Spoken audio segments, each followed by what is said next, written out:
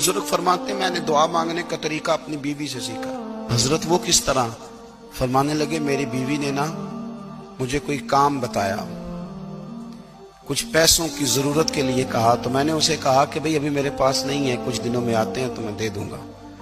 عورتوں کی عادت ہوتی ہے وہ بار بار یاد کراتی ہیں۔ 2-4 دنوں کے بعد پھر اس نے کہا حضرت وہ میں نے کہا تھا کچھ پیسے، میں نے اسے کہا کہ ابھی میرے پاس نہیں ہے، کچھ دنوں میں ملتے ہیں تو میں تمہیں دے دوں گا۔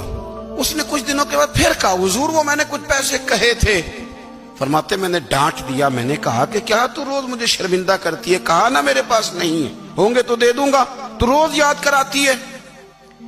فرماتے ہیں اس نے پہلے تو میری ڈانٹ کو سہا، پھر میرے سخت جملوں نے اس کی آنکھوں میں آنسو پیدا کر دیے، پھر اس نے اپنے آنچل میں اپنے اس دکھ کو سمیٹا، اور پھر اس نے ایک جملہ کہا تو میں رو پڑا، اور مجھے اپنے رب سے مانگنے کا طریقہ آ گیا۔ مجھے کہنے لگی حضرت جی آپ نے ڈانٹ دیا، میں نے سہ لیا، پر آپ ہی میرے شوہر ہیں، بتائیں نا آپ سے نہ کہوں تو میں کس سے جا کے کہوں۔ فرماتے ہیں میں رو پڑا، اور میں کھل کے رویا، اور میں تڑپ کے رویا، اور پھر میری سسکیاں بند گئیں۔ تو مجھے کہنے لگی آپ کو کیا ہوا؟ میں نے کہا مجھے بھی دعا مانگنی آ گئی ہے۔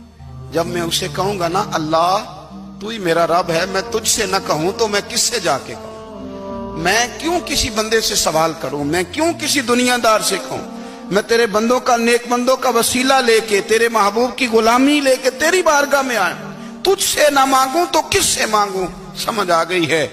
جب میں اس رنگ میں مانگوں گا تو پھر رب میرے اوپر بڑا ہی فضل فرمائے گا۔